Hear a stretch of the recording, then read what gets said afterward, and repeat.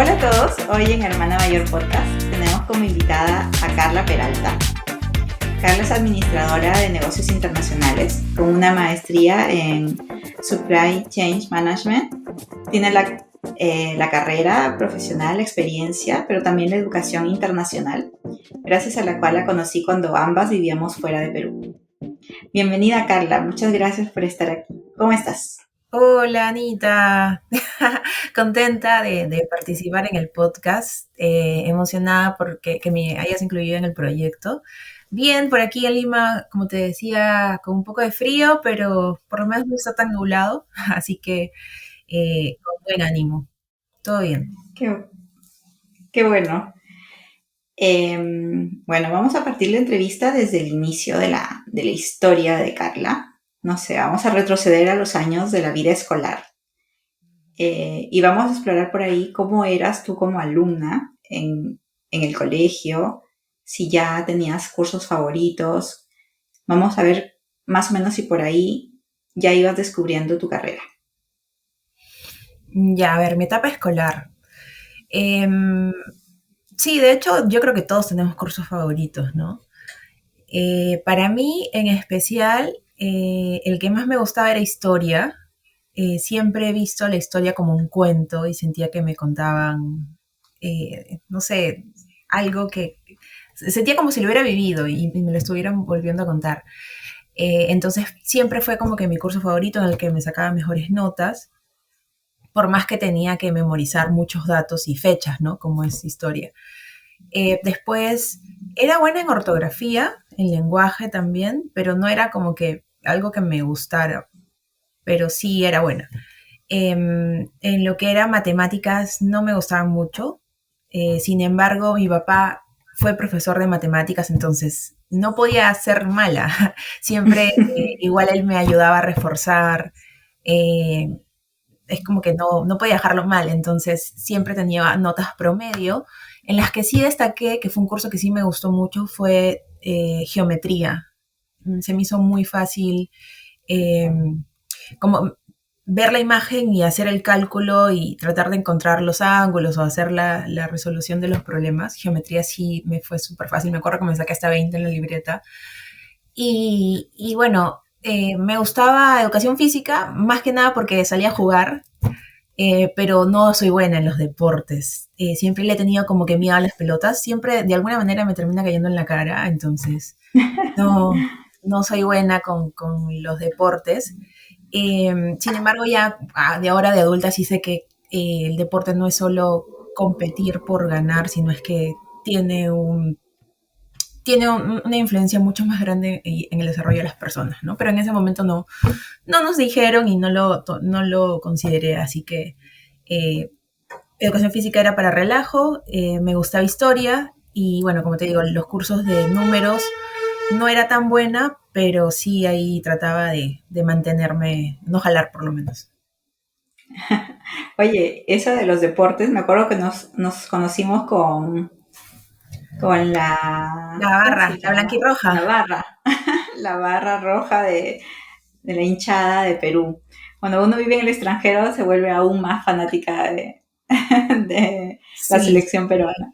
de todas maneras, uno vive más los partidos. En realidad fui influenciada por mi esposo, o sea, como sabes y mencionas, nos conocimos en Santiago, en Chile, cuando yo viví un año allá, yo ya estaba casada, pero me fui a vivir por trabajo y de hecho, mi esposo es muy futbolero, entonces siempre me decía, oye, aprovecha esto, hace esto. Entonces, fui ahí cerca de mi casa y te conocí.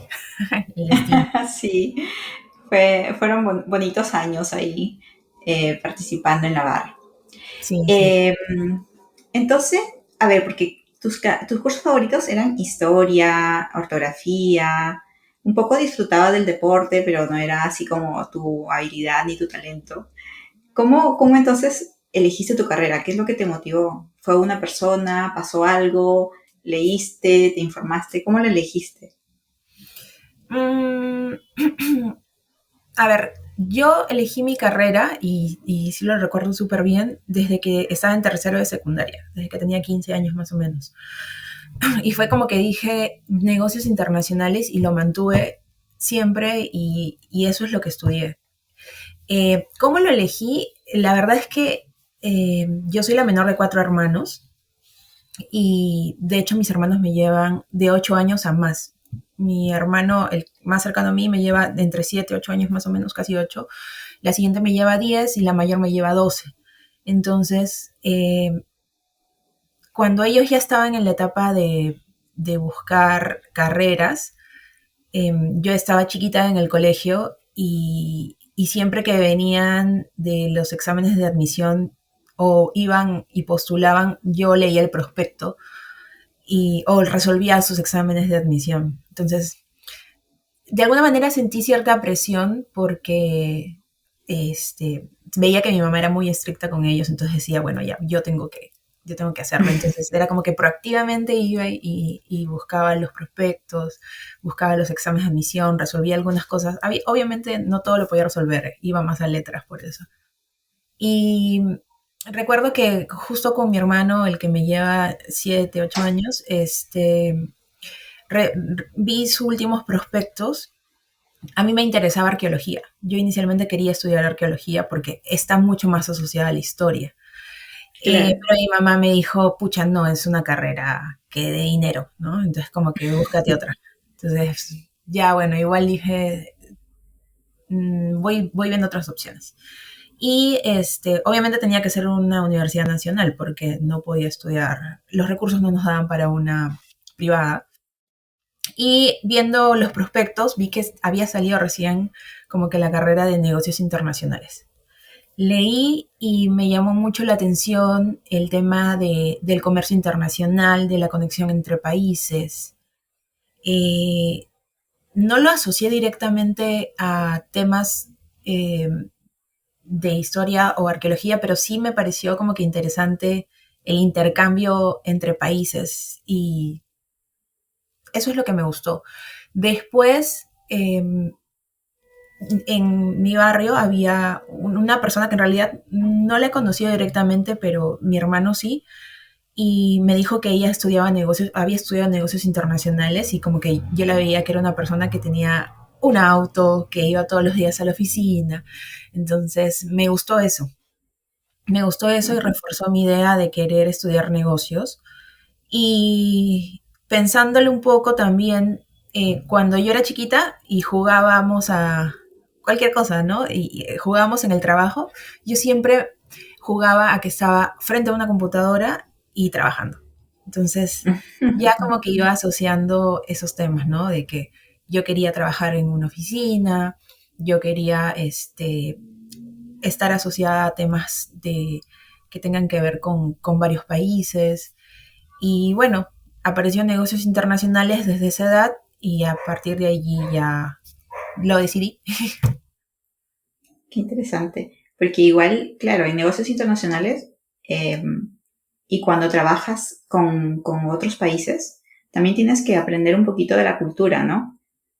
Yo no sé si cuando tú fuiste a Chile, por ejemplo, ya sabías las diferencias culturales que teníamos, pero yo creo que en general, si te vas a cualquier país, al menos a mí, en alguna ocasión que tuve de viajar, por ejemplo, a China, que es un país que tiene bastantes marcadas diferencias entre Occidente y Oriente, como que te daban como un protocolo, ¿no? O sea, cuidado con cuando te entregan la tarjetita de presentación, es como una reverencia, Reverencia. no sé. Claro, tienes que tener ahí un poco. También creo que el conocimiento de la historia aporta a que tú te relaciones mejor con las personas del otro país con el que puedes hacer algún negocio.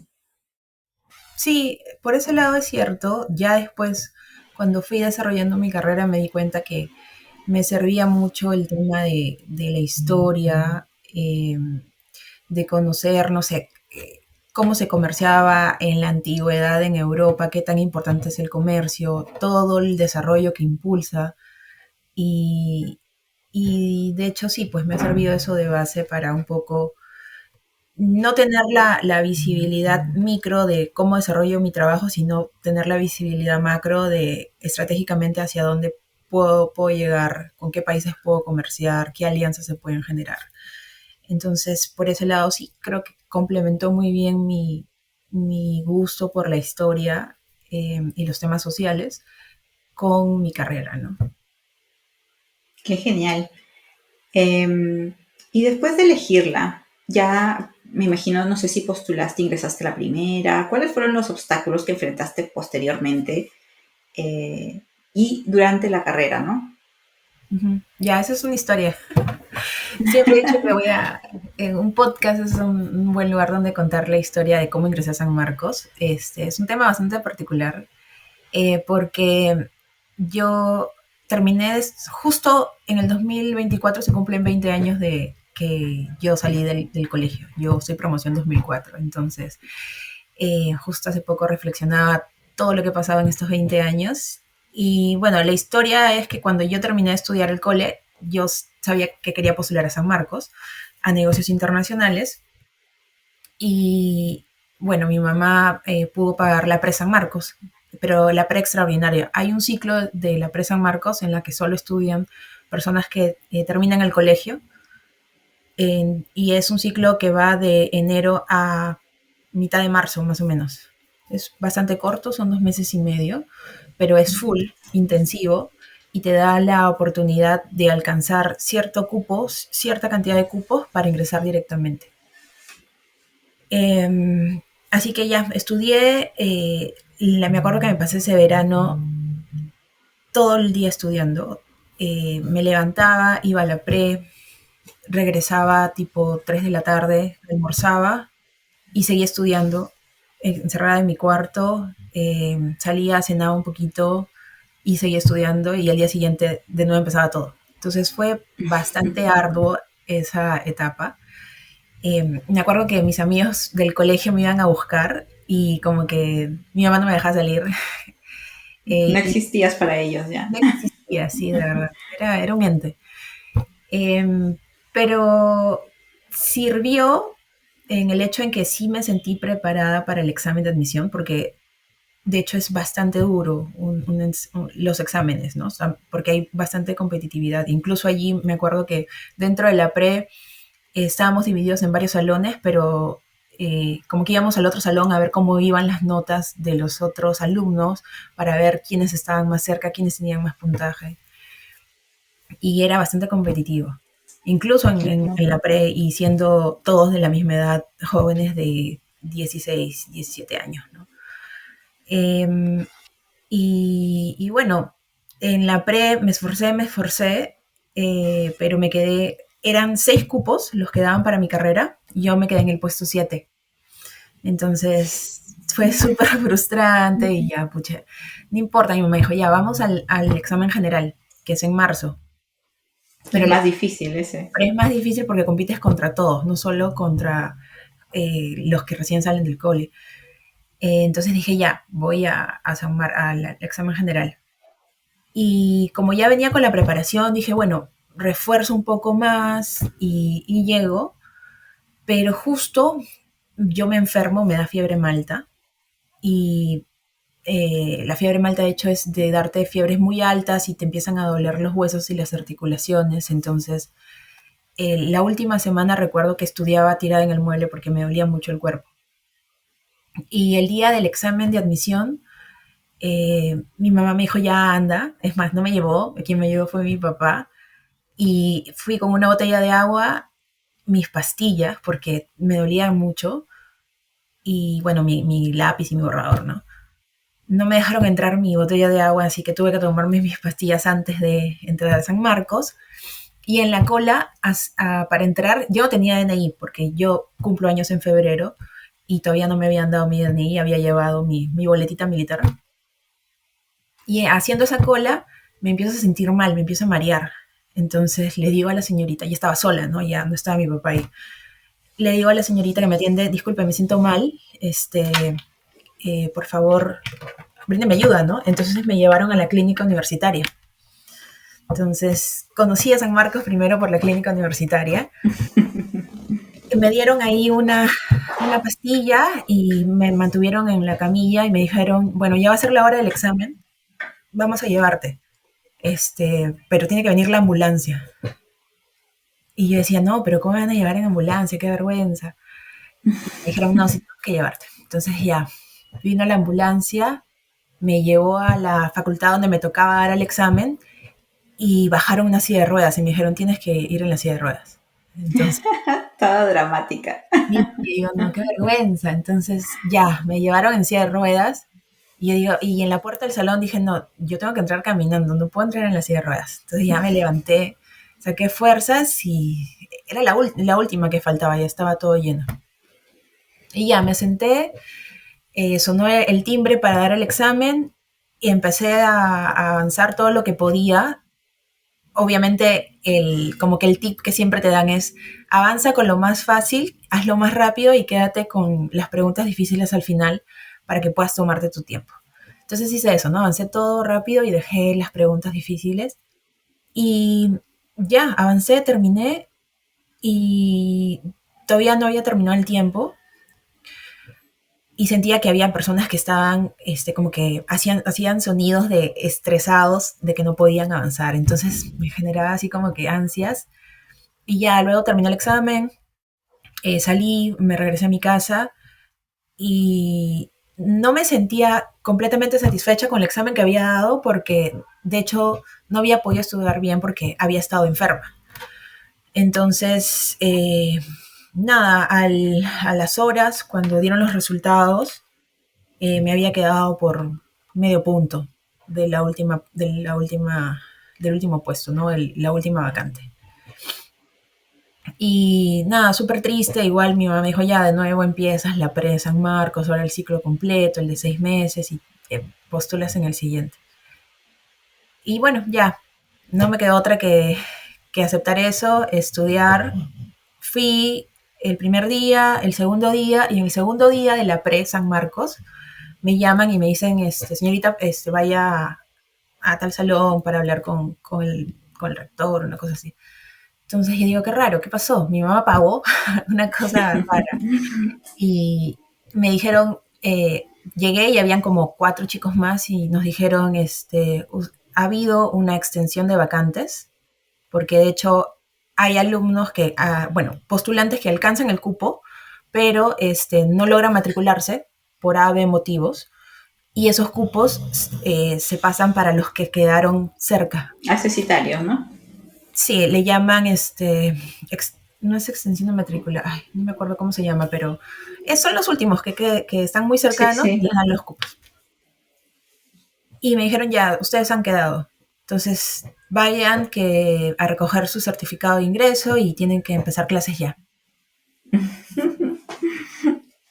Y ya, pues fue súper emocionante. El saber que incluso por eso logré ingresar, ¿no? Y después ya enterándome un poco con los chicos, el último puesto habíamos empatado 2 personas y a las 2 nos dieron el cupo, ¿no? Entonces Ah, yo soy mira. el último número de toda mi promoción, yo soy el último número. Y ya, así logré ingresar a San Marcos. Ingresé cuando ya habían pasado como que 15 días desde el de inicio del primer ciclo y fue difícil. Fue difícil esa etapa porque llegué y solo había turno noche. Estudiaba de 6 de la tarde a 10 y media de la noche. Tenía 17 años y había estudiado toda mi vida en un colegio en la mañana. Entonces pasar de estudiar de la mañana a estudiar en la noche me costó. El cambio de horarios, me levantaba más tarde. Y el haber ingresado y ya habían formado grupos, ya habían avanzado con varias tareas, me costó porque no pude como que integrarme a la par con todos, pero bueno, ahí logré hacerme conocidos y avanzar con el grupo de los que ingresaron después. El curso que más me costó en ese primer ciclo recuerdo que fue matemáticas, porque de frente ya iban como que a diferenciales, cosas así complicadas. Y economía, ¿no? Que nunca lo había visto en el colegio antes. Y fue un curso de primer ciclo en negocios, ¿no? Empezaron con micro, la oferta, la demanda. No, me mareé un poquito al principio, pero de ahí ya le tuve que agarrar el ritmo, ¿no? Eso fue como que lo más difícil. Toda esa experiencia del ingreso fue anecdótica y dura, pero se logró. Y luego en la etapa universitaria es agarrarle el ritmo, porque es distinto al colegio, es duro, ¿no? Los profesores exigen bastante y, y tienes que aprender a trabajar en equipo, más que en el colegio. Tienes que aprender a apoyarte en tu grupo, en tus amigos. Eh, Muchas veces uno no puede lograr estudiar todo y tienen que repartirse en qué estudiar y luego se juntan y consolidan y entre todos comparten, ¿no? Creo que eso es el reto más fuerte en la universidad. Ya dentro ya logré como que nivelarme y encontrar apoyos para por lo menos no jalar ningún curso. Oye, qué interesante porque hasta el momento habíamos hablado bastante de los obstáculos ya cuando tienes la carrera, o sea, cuando ya estás dentro, pero esta parte de ingresar también presenta bastantes desafíos, ¿no? El nivel del colegio es uno, el nivel del examen de admisión es otro. Ujú. Necesitas, en general, no conozco a alguien que haya estudiado en una universidad nacional que ingrese directo sin un poco de preparación adicional, ¿no? Sea por una academia preuniversitaria, O un sea colegio porque preuniversitario.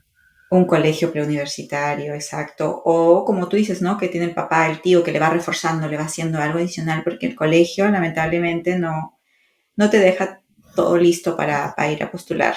Y afrontarlo con fiebre, con algún malestar, yo no me lo imagino, porque yo fui sana, y igual fue momentos de tensión, de ansiedad, de estrés, nervios, ya todo lo que pasa dentro de uno con esa tensión y esa presión de no querer defraudar a los papás, de que tampoco. Sí, Al inicio, yo creo que de nuestras carreras, todos teníamos una economía familiar como ajustada, que no daba para sentirnos así como muy holgados en el tiempo de que si no ingreso ahora, ingreso la próxima o el otro año.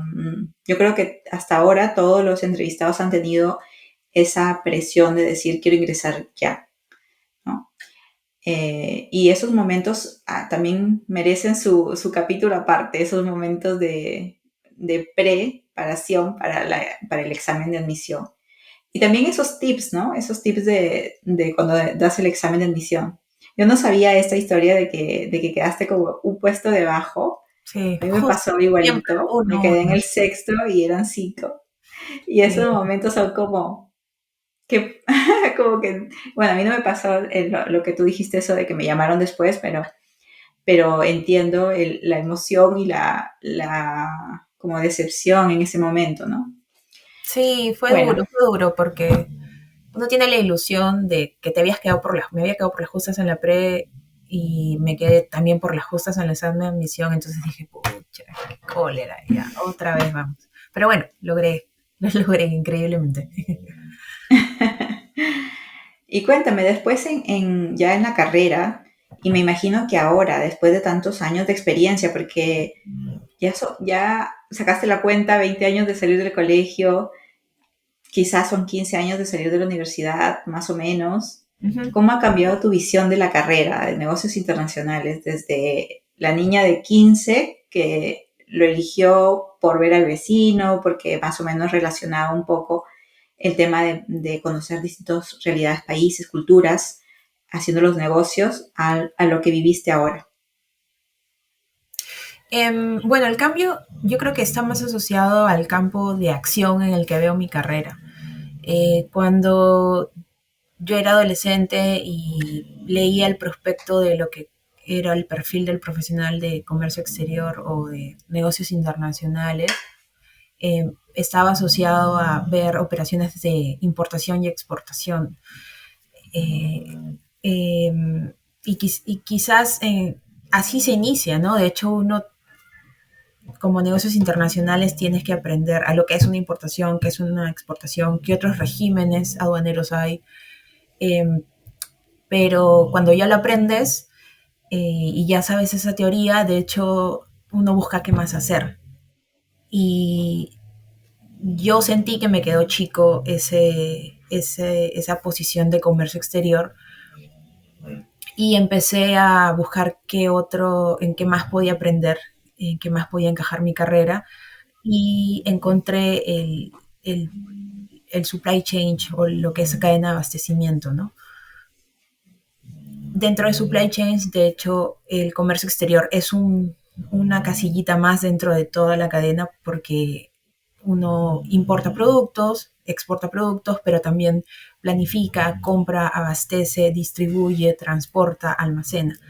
Entonces, ya mi visión ha cambiado de el comercio internacional únicamente como especialización, sino a buscar soluciones integrales de cadena de abastecimiento para distintos rubros, ¿no? Que son en los que he conocido, en los que he desarrollado. Y bueno, ahorita ya meterle un poco más de todas las tendencias de inteligencia artificial, big data, todo lo que aparece, ¿no? Entonces, eso es un poco cómo ha cambiado mi visión de lo micro, que es en lo uno que tiene que empezar, a lo macro, que ya es lo que estoy viendo ahora en la posición que me encuentro. Claro, interesante porque también uno se construye la propia carrera, ¿no? No te podrías haber enfocado en lo que te dio la universidad, pero quisiste ampliar la visión y por eso navegaste ya por el Supply Chain Management.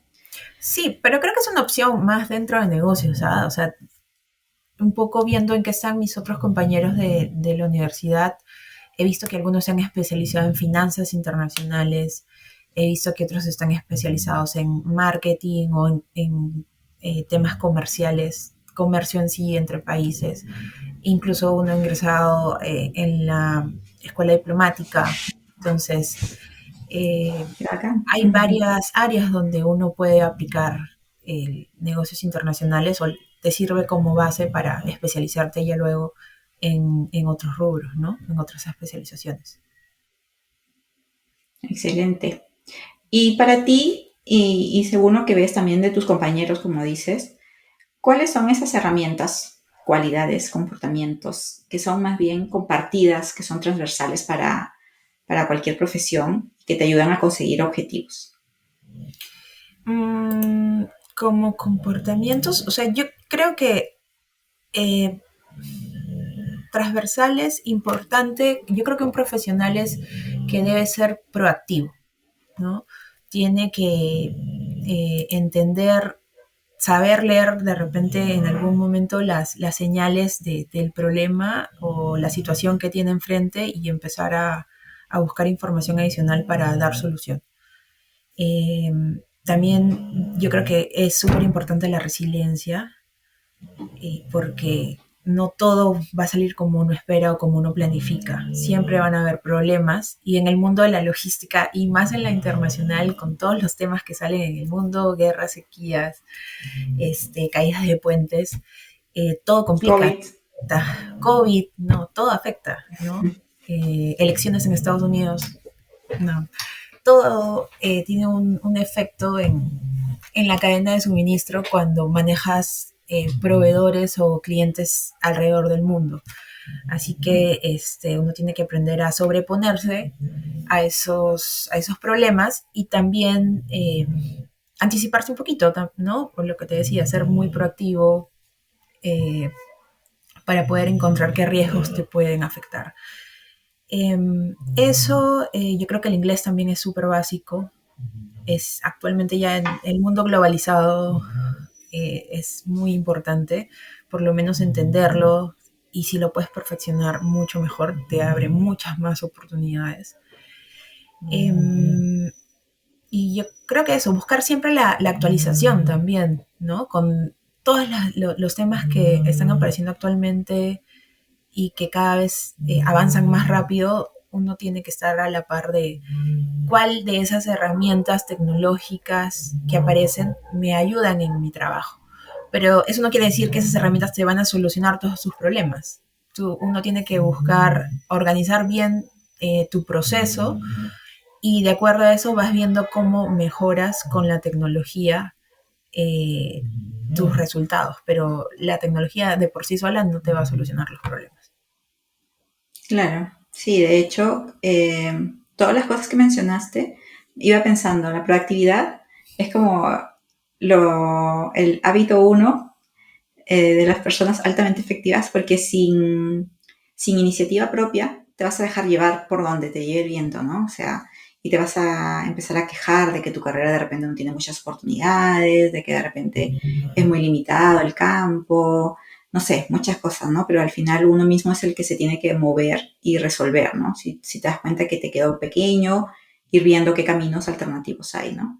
Y luego el tema de las herramientas, por ejemplo, si mencionabas inglés, podrías decir, no, sí, pero es que ahora hay muchas aplicaciones, hay muchas herramientas tecnológicas y ya no necesito. En realidad, no es que no necesites, es que de repente te ayuda a hacerlo más rápido el aprendizaje.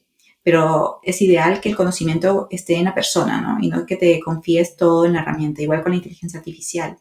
Ojalá que te ayude a acelerar tus procesos, pero es evidente que primero tienes que conocer la herramienta, conocer el proceso y mezclando las dos cosas sabes hacer las preguntas correctas, sabes utilizar la herramienta por otro lado, pero es una fusión.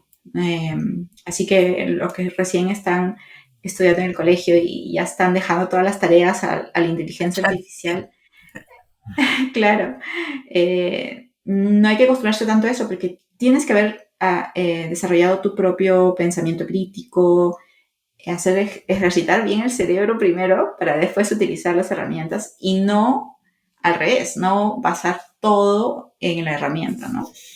Sí, sí, es lo que mencionas de pensamiento crítico es crucial. O sea, en determinado momento en tu carrera tú puedes tener los conocimientos, pero si no tienes un pensamiento crítico y la iniciativa, no vas a poder tomar decisiones en las que tienes que definir en un momento qué solución tomar, cuál es el mejor camino. En todos tienes beneficios y desventajas, pero ¿cuál consideras tú, según tu pensamiento crítico, que es lo mejor?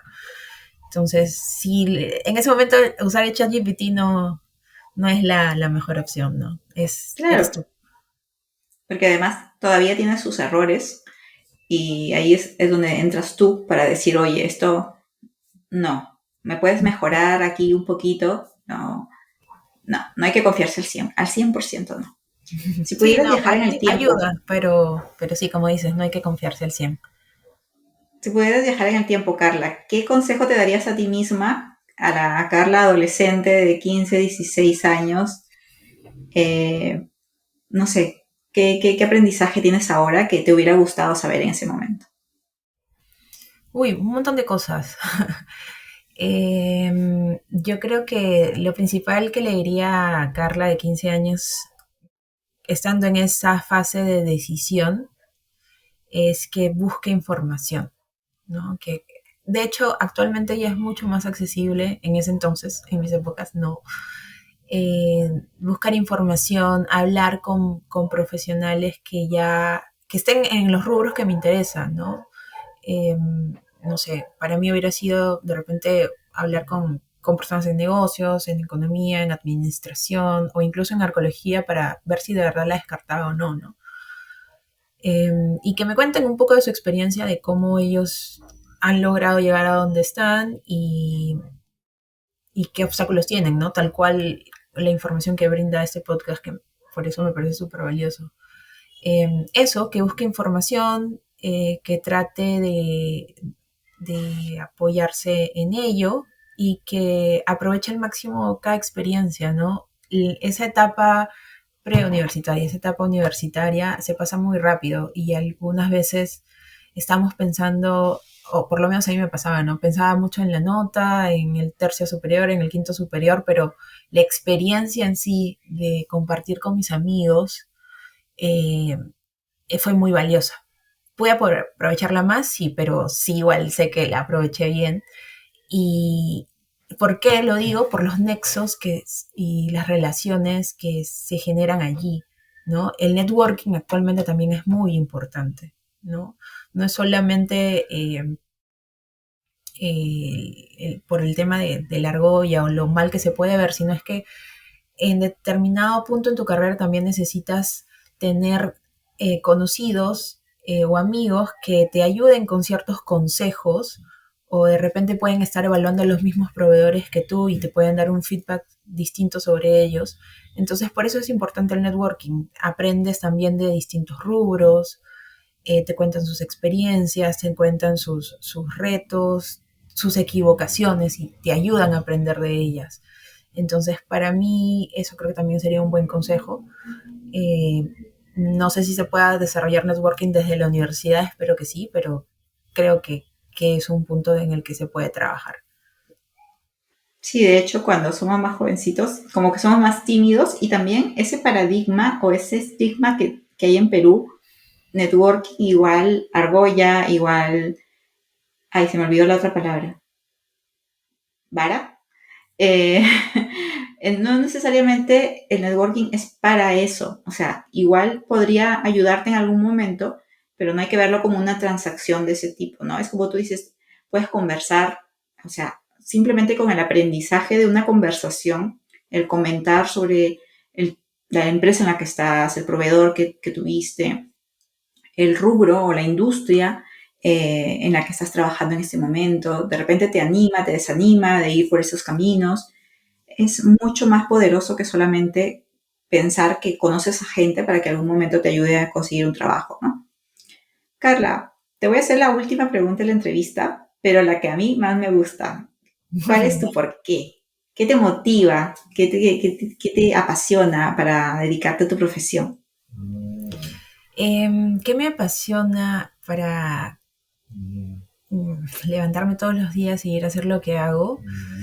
Eh, o sea, es algo muy personal y no está asociado con la carrera. Yo creo que aplicaría para cualquier carrera y es ayudar. O sea, para mí es importante el poder brindar un servicio y sentir que estoy aportando en algo con la sociedad, con mi familia. O sea, no es solo ir a ganarme el dinero, sino es que voy a un lugar donde eh, cumplo metas, logro objetivos, colaboro con otros profesionales en su desarrollo, los lidero también con un buen ejemplo, aprendo de otros líderes y sentir que todos estamos como en una red de ayuda y crecimiento continuo, para mí es súper valioso, ¿no?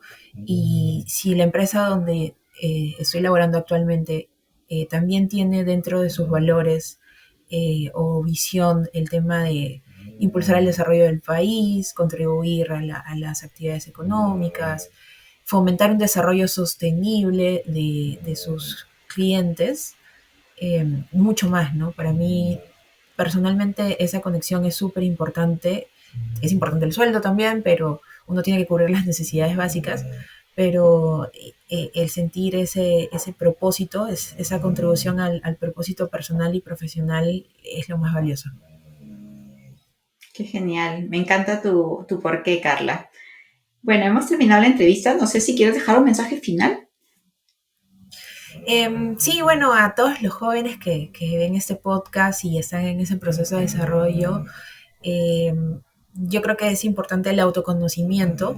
Uno en esa edad está en una etapa de formación y recibe muchas influencias de los amigos, de los papás, del colegio, de miles de la televisión o redes sociales ahora, de miles de cosas.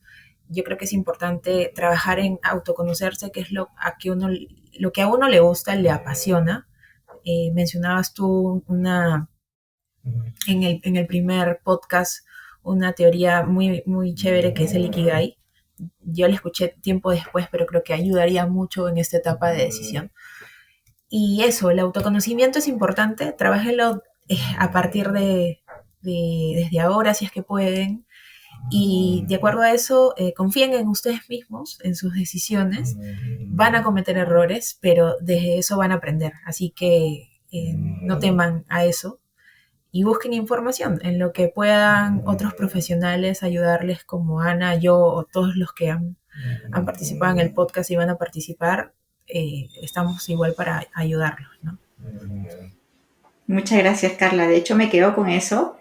Uno, el hecho, lo que dijiste de tu porqué, de que también cuando piensen en sus carreras, no lo relacionen, o sea, al 100% en el dinero, ¿no? Sino también en esa construcción de una sociedad en general mejor.